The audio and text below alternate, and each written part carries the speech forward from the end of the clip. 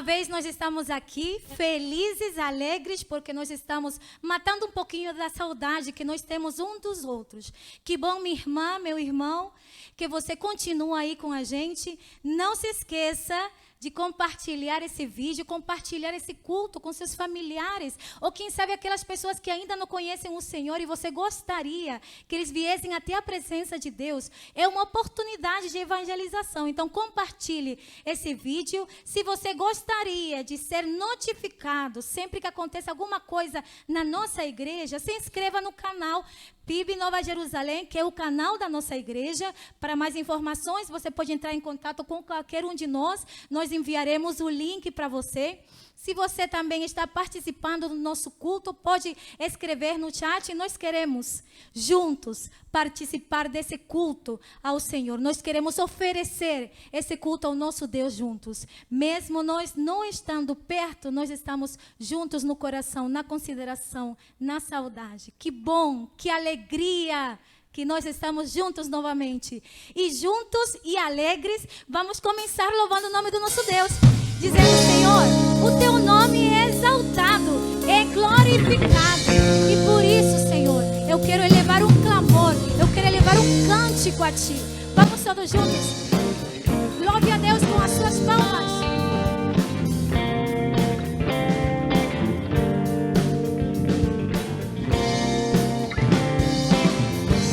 Entrarei em Tua presença com sacrifício de louvor, Te exaltarei com cânticos, bendirei Teu santo nome, toda glória Te darei, Senhor, do pecado me livraste. Agora estou justificado, bendito seja o Senhor. Exaltai, engrandecer seu nome, exaltai, ao Senhor louvai. Exaltai, engrandecer seu nome, a Ele se louvar. Exaltai, engrandecer seu nome, exaltai, ao Senhor louvai. Exaltai, engrandecer seu nome, a Ele se louvar.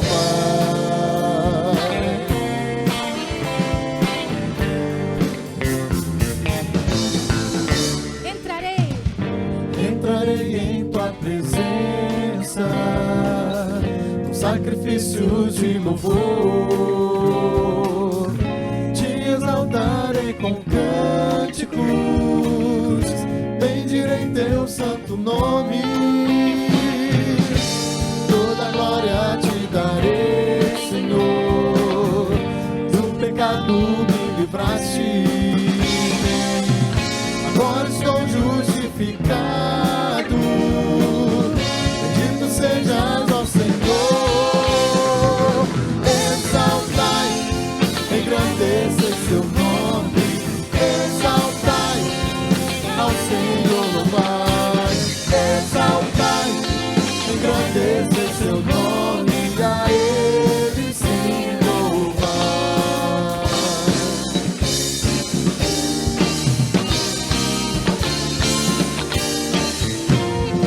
Exaltai, engrandecer seu nome, exaltai, ao Senhor louvai. Exaltai, engrandecer seu nome, a Ele se louvar. Exaltai, engrandecer seu nome, exaltai, ao Senhor louvai. Exaltai, engrandecer seu nome, a Ele se louvar, a Ele se louvar. Exaltai. Exaltai o nome do nosso Deus, porque Ele nos livrou da morte, porque Ele nos salvou do pecado e Ele nos fez filhos e filhas. O Senhor Jesus Cristo, Ele veio ao mundo para nos fazer família de Deus, para nos reconciliar com Deus. E nós somos quem o Senhor diz que nós somos. Nós somos resgatados, nós somos salvos, nós somos livres do pecado, nós somos vencedores em nome do nosso Senhor Jesus.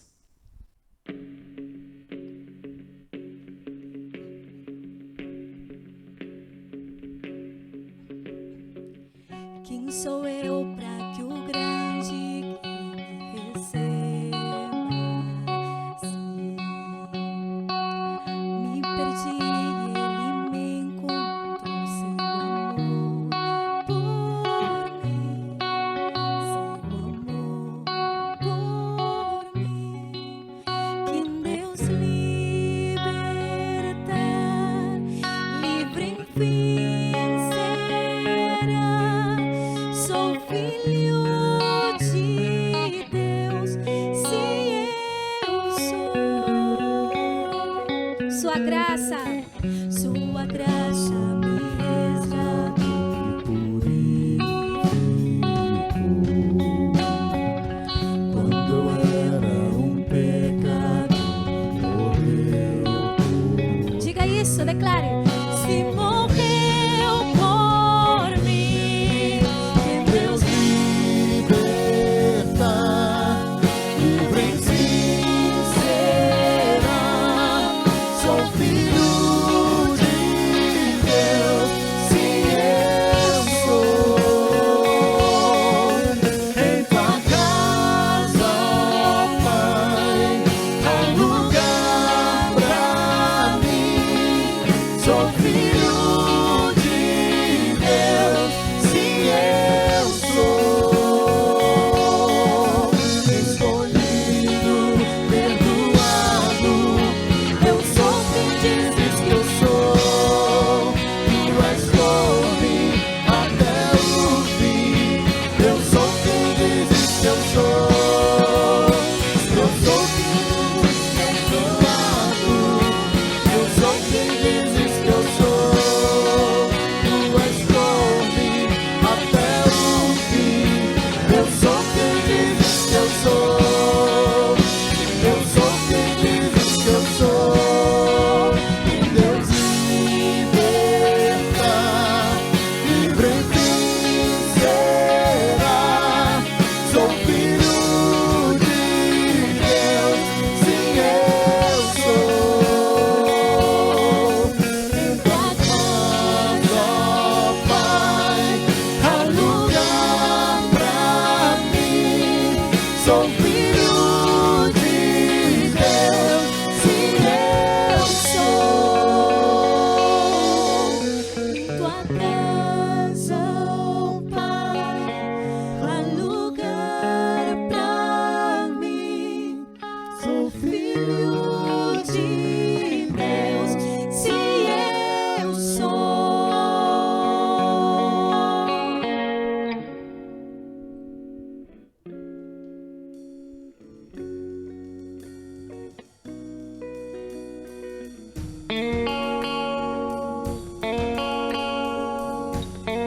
Declare: eu sou escolhida, perdoada. Escolhido, perdoado, eu sou quem dizes que eu sou. Tu és por mim até o fim. Eu sou quem dizes que eu sou. Escolhido, perdoado, eu sou quem dizes que eu sou. Tu és por mim até o fim. Eu sou quem dizes que eu sou. Escolhido, perdoado, eu sou quem dizes que eu sou. Tu és por mim até o fim.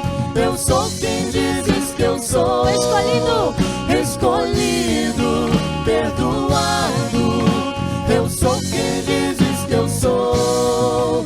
Tu és por mim até o fim. Eu sou quem dizes que eu sou. Oh, eu sou quem dizes que eu sou. Sim, eu sou quem dizes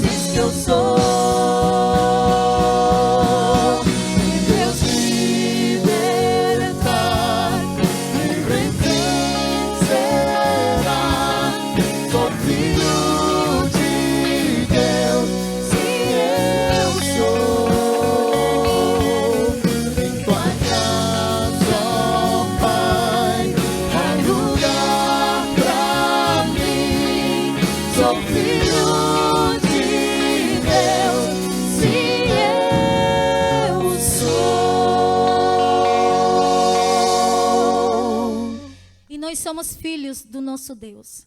E da mesma forma que um pai amoroso escuta o seu filho, da mesma forma Deus nos escuta. Da mesma forma que um pai amoroso consola o seu filho, da mesma forma o Senhor nos consola. Coloque as suas preocupações, as suas angústias diante de Deus, mas tenha certeza, o Senhor escuta quando nós clamamos, porque nele nós temos tudo o que nós precisamos. Se nós precisamos de cura interior, Ele pode nos dar. Se nós precisamos de cura física, Ele pode nos dar. Ele é o nosso todo. Então declare isso nessa música. Senhor, eu sei que o Senhor me escuta quando eu clamo, porque o Senhor é minha cura, o Senhor é meu tudo. Louve a Deus conosco.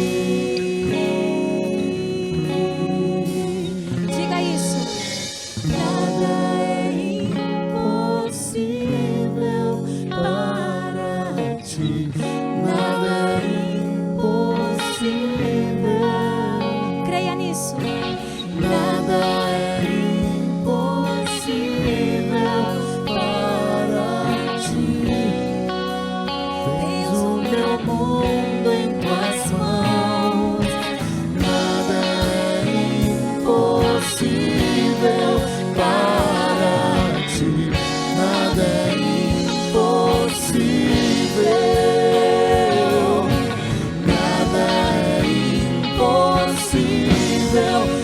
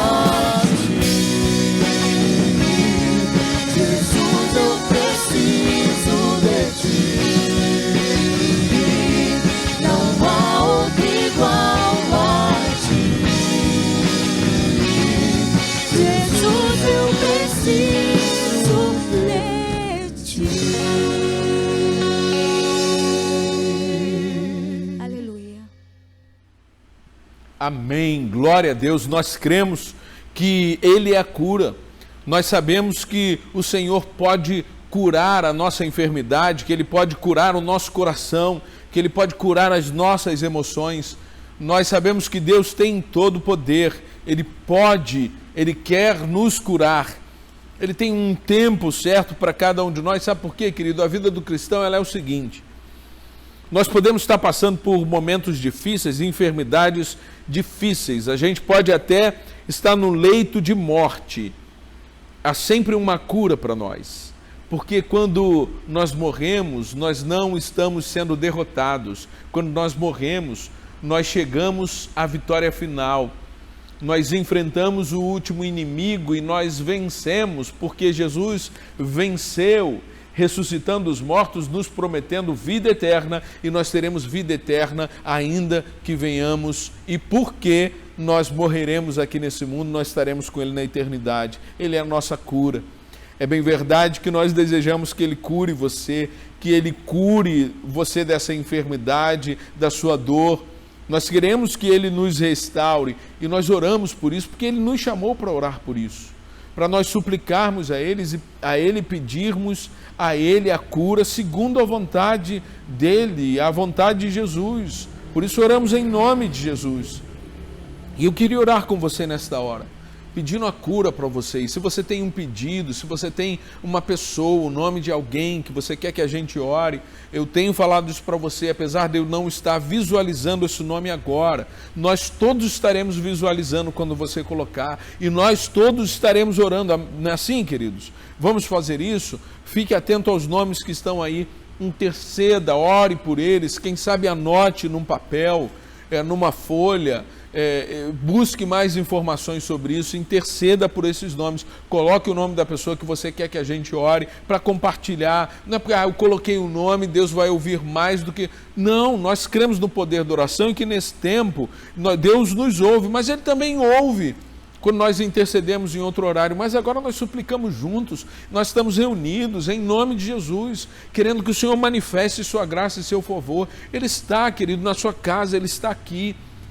O desejo de Deus é nos abençoar certamente, e nós vamos suplicar isso. Vamos orar, feche seus olhos, convide sua família, peça para todos estarem atentos e vamos orar juntos. Senhor Deus, nós suplicamos a Tua misericórdia, o Teu favor, a Tua cura, Senhor, sobre a vida das nossas famílias, de cada pessoa que está nos assistindo, Senhor Deus, desta pessoa que colocou o nome aí no chat, ou da pessoa que está vendo esse vídeo depois. Nós suplicamos por sua vida, por sua saúde, Senhor, por seus relacionamentos. Nós suplicamos para que haja paz na sua casa, para que haja cura, Senhor, da enfermidade que ele enfrenta, seja vírus, seja câncer, Senhor Deus, seja qualquer outro tipo de luta que essa pessoa está enfrentando, ou o familiar dela, o pai dela, o filho, o parente, Senhor Deus, o amigo, a amiga, Senhor.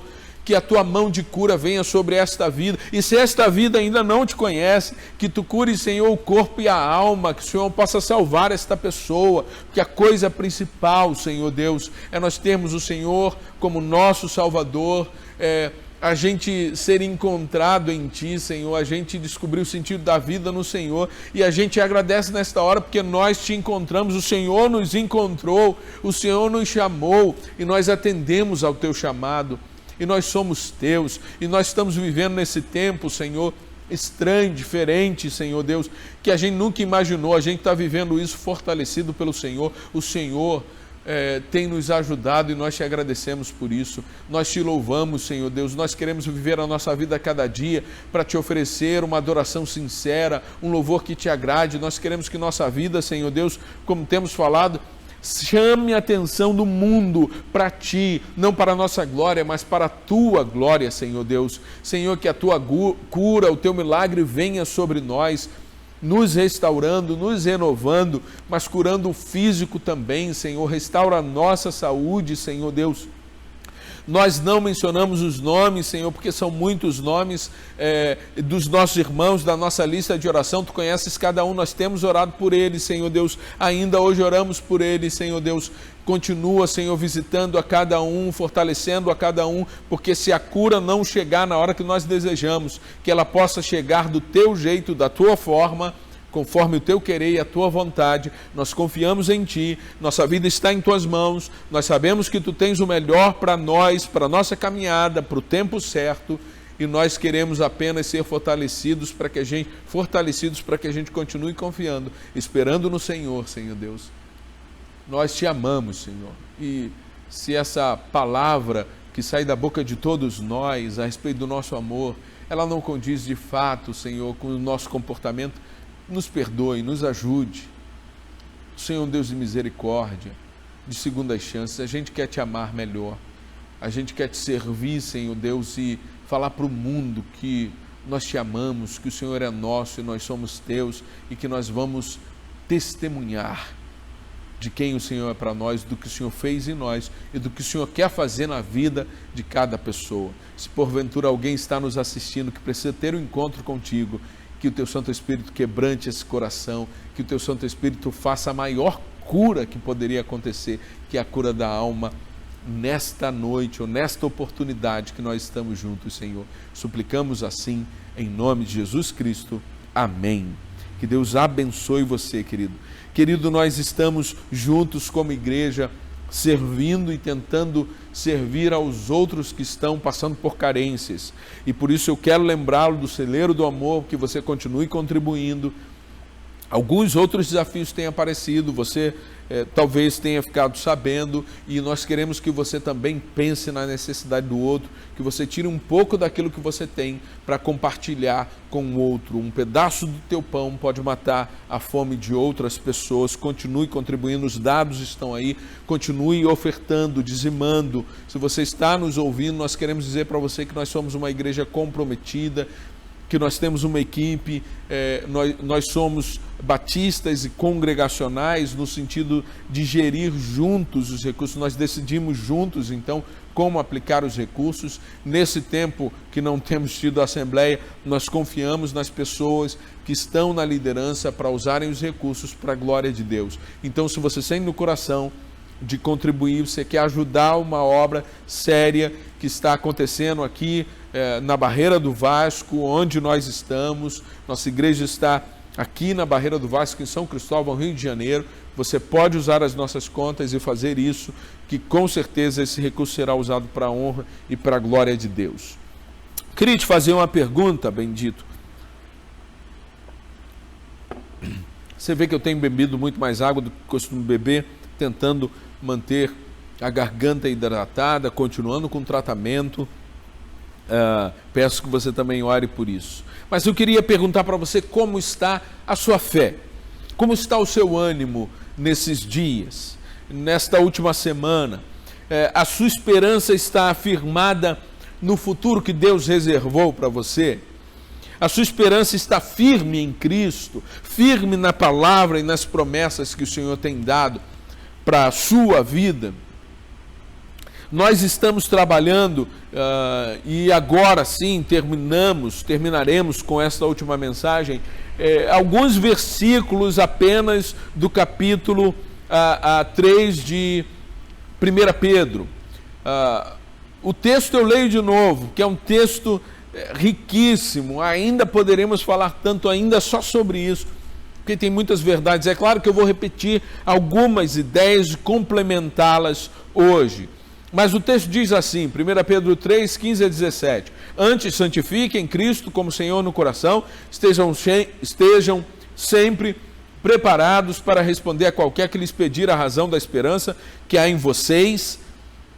Contudo, façam isso com mansidão e respeito, conservando boa consciência, de forma que os que falam maldosamente contra o bom procedimento de vocês, porque estão em Cristo, fiquem envergonhados de suas calúnias.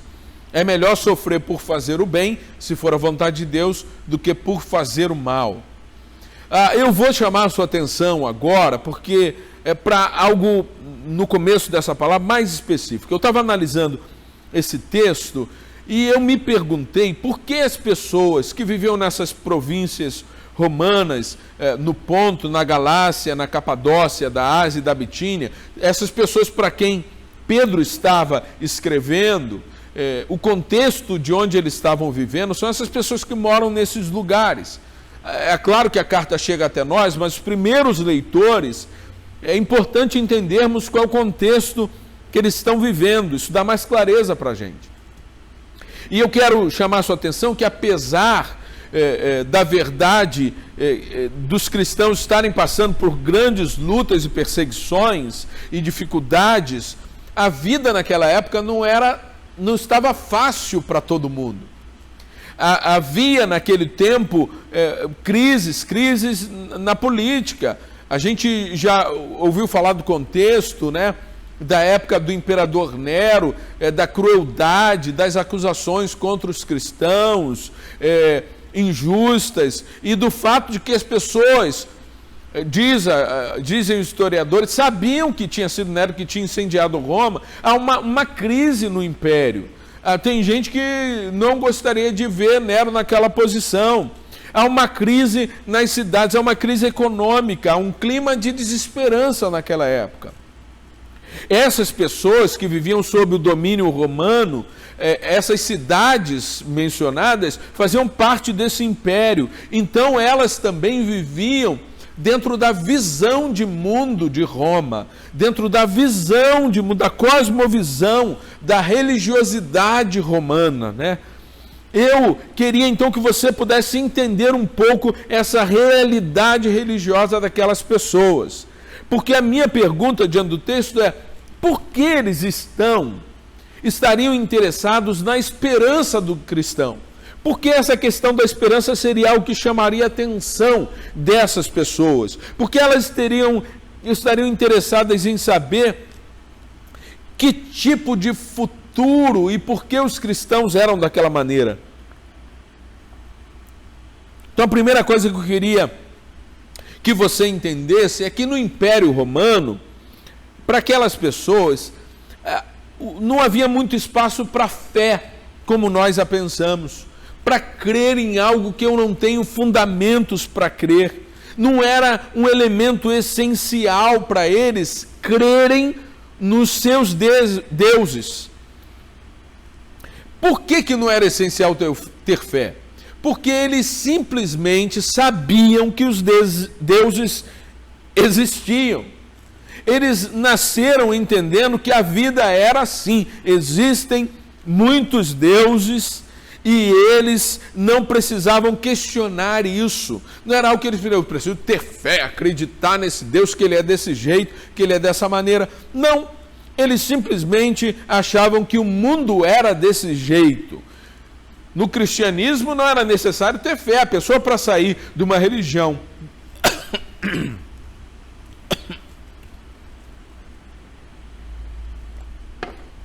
pagã, ela precisava acreditar. Vai dar certo, vou chegar até o fim.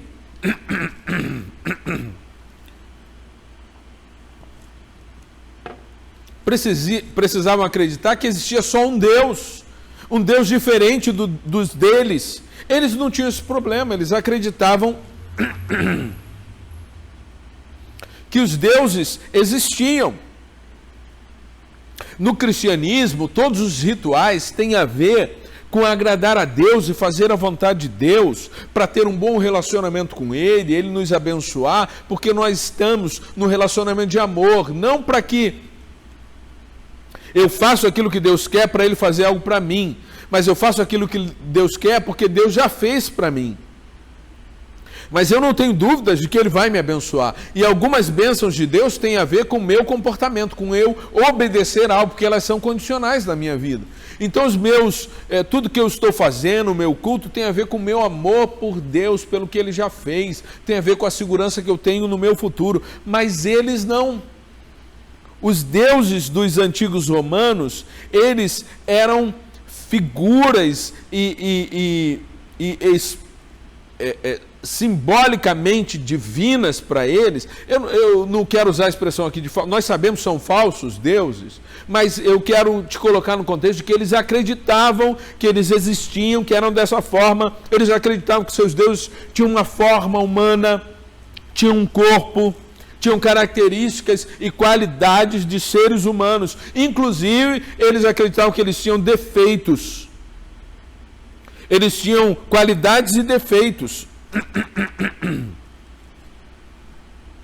E apesar, queridos, do relacionamento com esses deuses acontecer nos cultos, nos sacrifícios, nos templos, nas oferendas dadas aos deuses, nos templos ou nas ruas, nas procissões, é interessante verificar na história que era na casa, que era na família, no ambiente familiar, no chamado santuário doméstico, que essa devoção era mais presente, era diária, ela era mais importante. O culto familiar de uma família romana e dessas pessoas da sociedade para as quais Pedro está escrevendo, nossos irmãos estão vivendo entre eles, era uma devoção que era diferente do templo.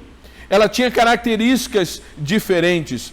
Eles então na casa, eles veneravam uma deusa romana chamada Vesta. Ela tem uma representação entre os gregos com o nome de Hestia, porque vários deuses do panteão grego eram os mesmos do de Roma e até mesmo de outras civilizações anteriores.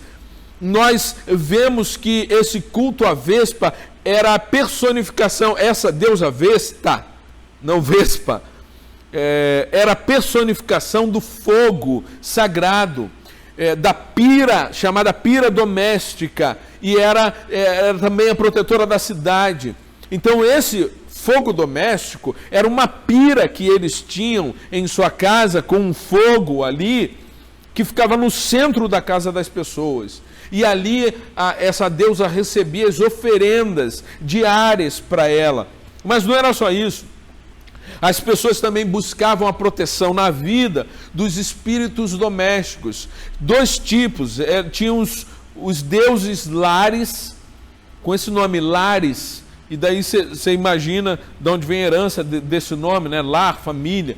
E os Penates, e que eram espíritos, os Penates, espíritos dos seus antepassados.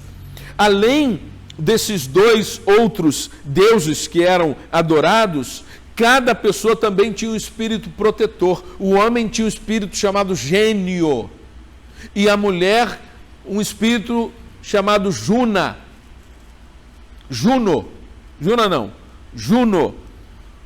E eles eram os protetores destas pessoas.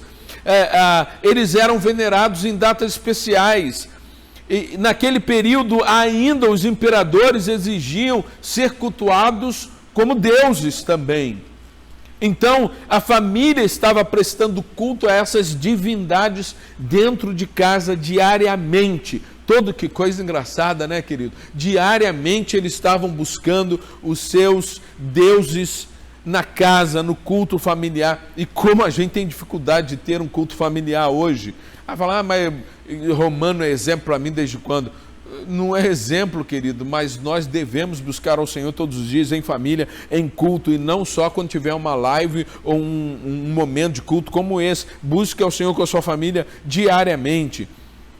Aquelas pessoas, contudo, acreditavam que os rituais que garantiam a manutenção da ordem na sociedade, da segurança nos relacionamentos sociais, era justamente essas oferendas feitas diariamente. E eles acreditavam, se eles respeitassem as regras das cidades, dos governos, tivessem um bom comportamento e respeitassem os cultos aos deuses, a ordem social seria mantida, a paz seria mantida, a Pax Romana seria estendida por todos os lugares. Mas tem uma pesquisa, que são alguns volumes produzidos através dessa pesquisa, de uma corrente de historiografia francesa chamada História da Vida Privada, que ela traz informações importantes para o que eu quero falar com você. Eles dizem que haviam pequenas seitas que acreditavam na vida no além, após a morte. Algumas acreditavam, você pode pesquisar isso, que a maioria das pessoas precisariam passar 1000 anos no inferno, existiam infernos, para depois de 1000 anos poderem reencarnar. Eles acreditavam poucas seitas, é pouca gente que acreditava nisso, uma herança da Grécia, né? Mas de uma forma geral, no Império Romano, não havia uma preocupação com o que acontecia após a morte, com a imortalidade da alma. Isso não era uma questão existencial para eles, isso não os preocupava. Eles simplesmente sabiam que os deuses existiam e que simplesmente eles deveriam adorar, venerar os deuses para que a vida terrena fosse boa, porque depois da vida terrena, a morte era um nada para eles, era um sono eterno, não havia vida após a morte. Tanto as seitas epicuristas ou estoicos não acreditavam na eternidade. A grande maioria da sociedade romana via a morte como um lugar de descanso depois de você viver abundantemente nesta terra. A sua jornada termina com a morte, é o fim. O que importa então era viver a vida hoje, era viver a vida aqui enquanto a gente está na terra. Tem um mosaico encontrado em Pompeia que representa isso. Ele dizia: gozemos enquanto é tempo, aproveitemos a vida enquanto é tempo. E isso, querida, me deixou assim perplexo, porque essas pessoas não tinham esperança. Essas pessoas viviam uma sociedade que a vida tinha que ser aproveitada no hoje, no agora. Até mesmo os deuses deles, eles não poderiam ajudá-los, porque não havia esperança para a vida depois. Tem essa vida e acabou. E agora eles estão vendo que as pessoas que nessa vida, que eles têm que viver o máximo de alegria e tudo, eles estão olhando para o lado e vendo assim: tem um grupo entre nós, um povo estranho, que eles estão vivendo de uma outra maneira, e eles estão sendo perseguidos, eles estão sofrendo, nós estamos falando mal deles, nós estamos insultando eles. Até há pouco tempo alguns deles eram nossos amigos, estavam aqui, mas agora eles vivem de outro jeito, eles fazem o bem, e a gente está olhando para eles e está espantado, porque eles deveriam ser os que mais estavam sofrendo, e eles viviam a esperança, e eles eram felizes em Deus, e eles tinham satisfação no Senhor. Eles estavam vivendo adversidades, limitações, opressões, perseguições, mas tinham uma vida cheia de esperança. Eles estavam falando por aí de um líder que morreu por elas. O líder da religião deles, o Deus deles, morreu por elas, mas elas dizem que ele não ficou morto, que ele venceu a morte. E ele venceu a morte e prometeu dar a eles vida eterna. Eles dizem que esse líder que viveu aqui na terra era o próprio Deus. E eles agora estão vivendo do jeito que esse líder vivia. Eles são pacíficos, eles são íntegros, eles são bons. Eles estavam vendo que aquelas pessoas, mesmo diante da perseguição, não perdiam o ânimo. Mesmo diante do sofrimento, continuavam firmes na sua esperança. E eles estavam querendo saber: que religião é essa? Que fé é essa? Que esperança é essa? Que paz é essa que eles têm e a gente não tem? Que esperança é essa que eles têm no futuro? E que esperança era essa? A esperança da qual eles tinham que falar e pregar, e que as pessoas estavam interessadas, era uma esperança que apresentava vários aspectos da fé. Porque eles criam, porque cremos, em quem cremos, no que cremos. Era esse tipo de coisa que eles estavam interessados.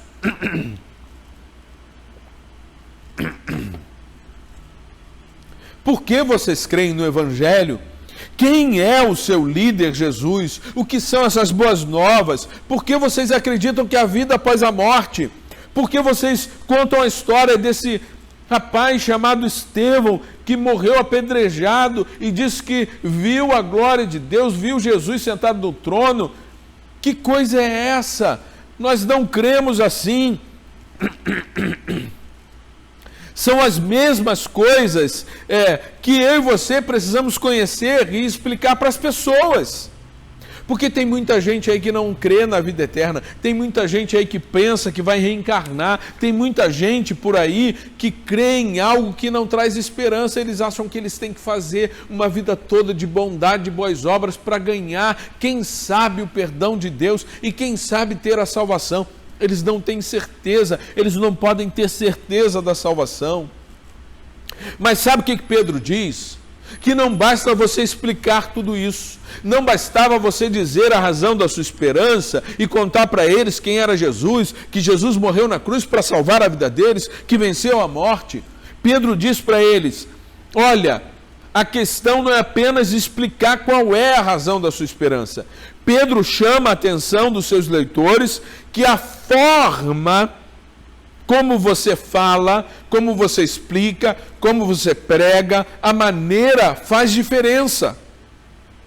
E por isso Pedro diz assim: não basta falar, tem um jeito certo para falar. Ele diz, nós lemos, contudo, façam isso com mansidão e respeito, conservando boa consciência. Imagine, querido, a vida dos cristãos não era fácil. Eles estavam perseguidos, estavam preocupados com o dia a dia, preocupados com as suas casas, seus bens estavam sendo tomados, estavam preocupados com a sua vida, com a vida da sua família, com a sua integridade física. Eles eram insultados, perseguidos, e esta preocupação deles poderia levá-los a tentar se proteger, a tentar se isolar, a tentar se afastar da sociedade, fugir desses lugares, ou a não ter paciência, ou a se tornarem um grupo, quem sabe armado, e tentando se proteger, cada um proteger ao outro. Nós vemos que Pedro está imaginando que aqueles homens e mulheres teriam alguma dificuldade, poderiam se tornar impacientes, ofensivos, se achando melhor do que os outros. A intenção de Pedro, então, é falar para eles: olha, não basta falar a verdade sobre a fé, tem que falar a verdade de forma mansa, de forma respeitosa. Eles deveriam, então, defender a fé, não para criar uma dissensão. E essa é a verdade, a defesa da nossa fé, querido, não pode ser um instrumento de dissensão, de conflito, de agressão, de violência. Eu não devo defender a fé como se Cristo estivesse precisando de ajuda. Eu não devo achar que, se eu não falar, se eu não entrar nessa briga aí, eu não vou deixar barato isso. Deus não se deixa escarnecer. Ele diz, querido, se é preciso alguma vingança, a vingança é dele, não é nossa. E a gente não deve ficar, ainda bem que a vingança é de Deus, tomara que ele, não tomara nada. Nós somos o povo da misericórdia, do perdão. Nós queremos que as pessoas se convertam e tenham uma vida boa com o Senhor e junto conosco. Bendito, infelizmente, nós não aprendemos isso no passado e às vezes nós temos dificuldade também de viver isso no presente. Quantas guerras ao longo da história foram travadas em nome de Deus, em nome da fé. Quanta perseguição foi feita em nome da fé. Querido, nós somos a igreja perseguida desde os primórdios, mas depois que nós assumimos o poder, depois que nós nos tornamos a situação, depois que a gente estava no governo, depois que Roma era nossa, nós começamos a perseguir os outros, outras religiões. Nós matamos em nome de Deus, não porque Deus queria isso, mas nós esquecemos a vontade de Deus e fizemos a nossa vontade. Não só isso, nós lutamos entre nós. Cristãos ao longo da história, para defender a sua fé, lutaram e morreram porque tinham interpretações diferentes da Bíblia. Que loucura, que vergonha nós temos desse passado. Nós não estávamos lá, mas nós reconhecemos nossos erros. Infelizmente, muitos de nós ainda hoje temos dificuldade de tratar com respeito, defender a nossa fé com mansidão. Na nossa história recente, querido, nós carregamos um preconceito contra as religiões de origem africana. Nós carregamos um preconceito contra os muçulmanos. Nós carregamos um preconceito contra os ciganos. Eu lembro quando eu era pequeno, lá em Barbacena, nunca morei em Barbacena não, em Araruama, na região dos Lagos, em que os ciganos acampavam em alguns lugares, e a história era essa: não anda por aí não, que cigano vai rouba criança. Aí tem gente pensando, mas rouba mesmo. Mas isso era um motivo de preconceito para a gente se afastar deles. A gente os tratava de uma maneira, queridos, indigna. Algum tempo atrás usamos linguagem inapropriada contra essas pessoas, dessas religiões. Linguagem que provoca, que humilha, que despreza as pessoas por causa da sua fé. Pedro está ensinando para eles e está ensinando para nós. A defesa da fé é com mansidão, é com boa consciência, é com respeito. Respeito, meu amado. Ainda que você diga, mas eles perseguiram também a gente. E daí? Eles perseguiram a gente e nós não vamos retribuir perseguindo-os. Nós não vamos ser como os outros. Nós não retribuímos o mal com o mal, nós retribuímos o mal com o bem. Nós devemos bem dizer às pessoas que falam mal da gente. Nós devemos explicar para elas a razão da nossa esperança com entendimento, com convicção, com autoridade até, mas com mansidão e com respeito. Mas é o meu jeito é assim, eu sou combativo e eu não vou. Não, eu tenho que mudar, eu tenho que buscar uma outra maneira, eu tenho que achar e acreditar que a palavra está me dizendo que eu devo ser diferente. Eu não estou interessado em ganhar uma discussão, eu estou interessado em ganhar uma vida para Jesus. Eu estou interessado em abrir o caminho para que o Espírito Santo convença. Não sou eu que convenço a pessoa.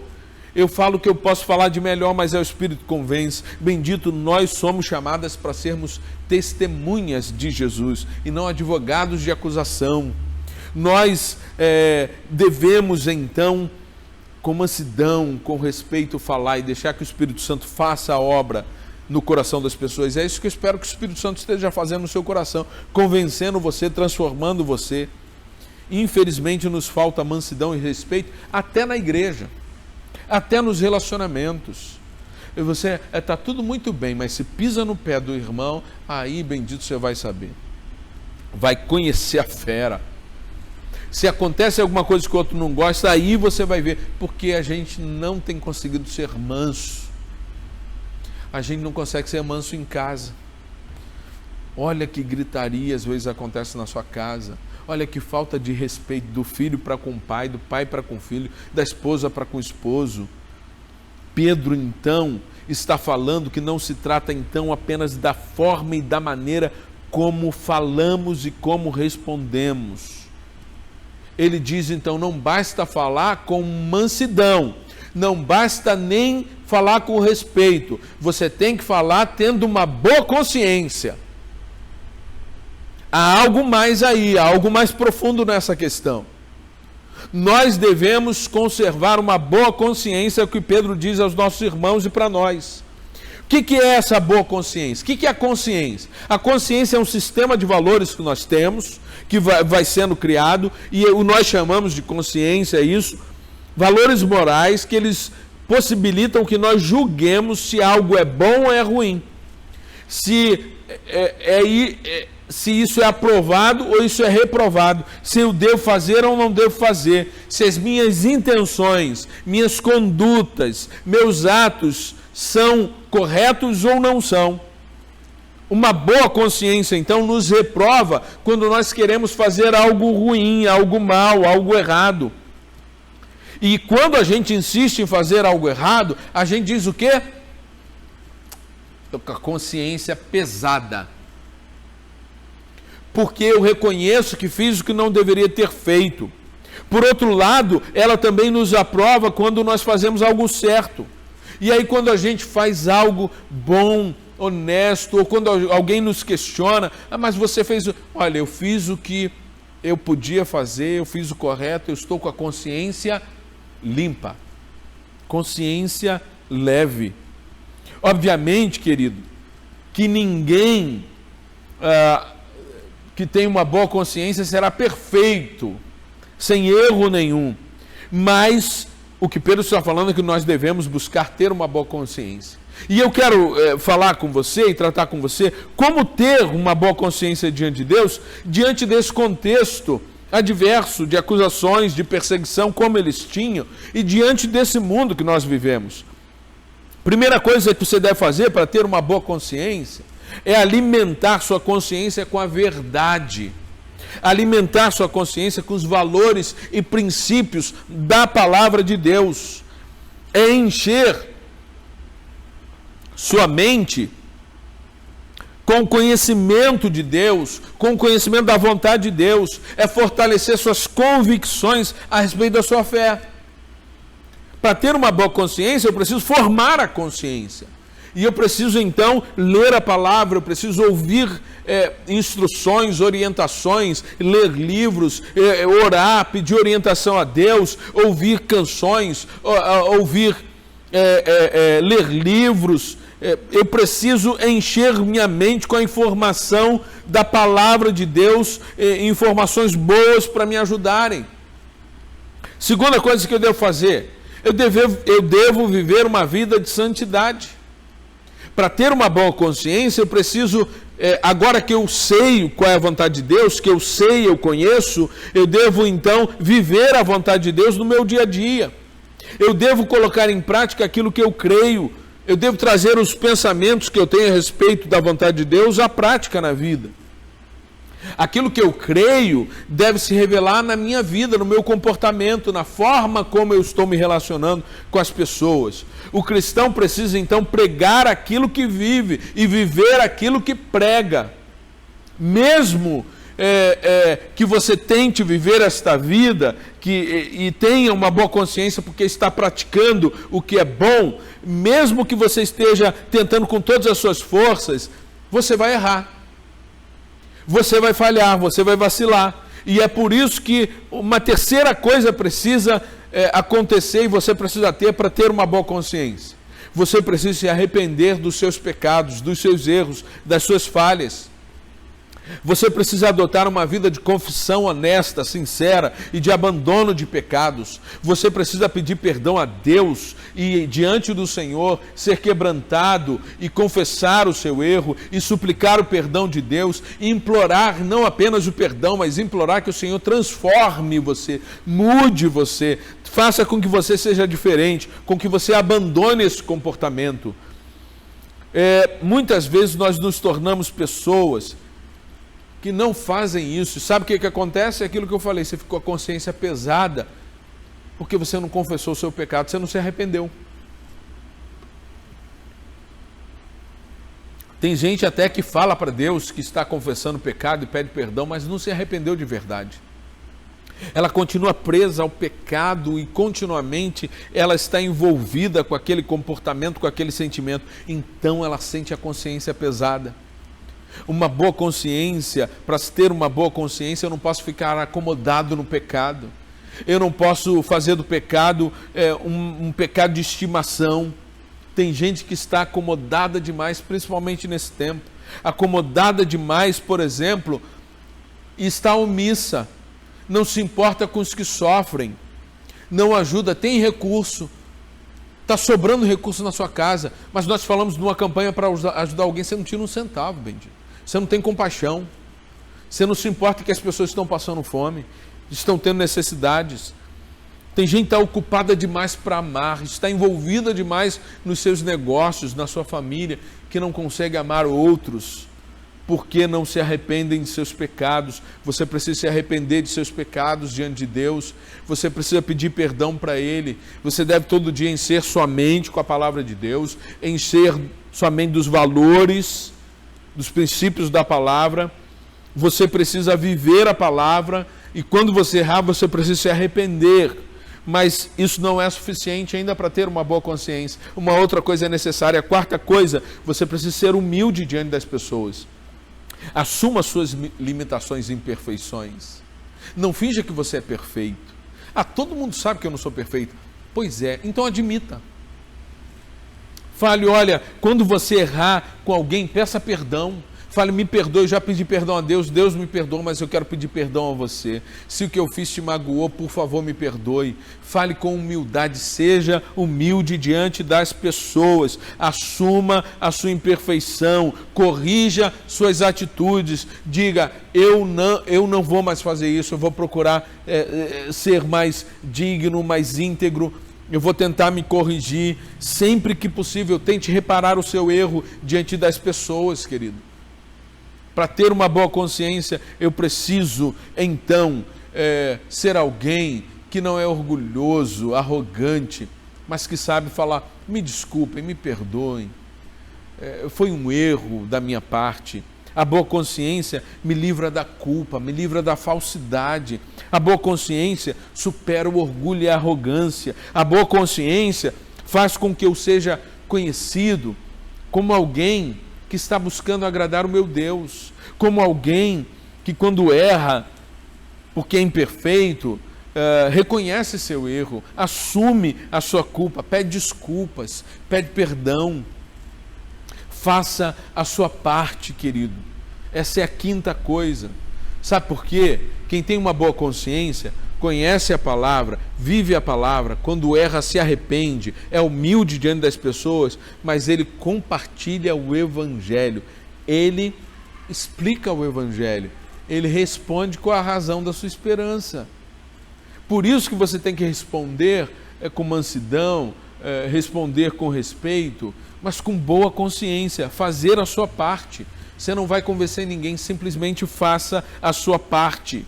Quando aqueles irmãos sofriam por causa da justiça, e sofriam, segundo o texto, também segundo a vontade de Deus, mas ainda que de forma injusta, eles eram pacientes, eles não se desesperavam, eles não se rebelavam contra os agressores, quando eles retribuíam mal com bem, essa atitude pacífica dele fazia com que a vida dele se tornasse um forte testemunho, um bom testemunho. A atenção que eles atraíram era maior, eles chamavam a atenção para eles, para que eles pudessem mostrar Jesus, a sua esperança.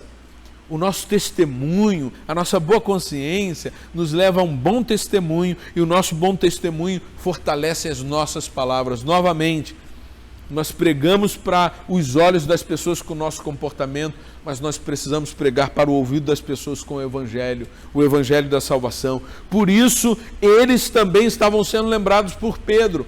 Olha, o sofrimento de vocês pode servir para ganhar almas, porque lembram, Cristo sofreu na cruz para trazer salvação e vida. De alguma maneira, vocês podem participar do sofrimento de Cristo, porque com esse sofrimento, vocês vão atrair as pessoas à sua história de vida, e a sua história de vida vai apontar para a vida de Jesus. Havia alguma relação entre o sofrimento de Cristo e o sofrimento dos cristãos. Do mesmo jeito que Jesus sofreu de forma injusta, eles também estavam sofrendo.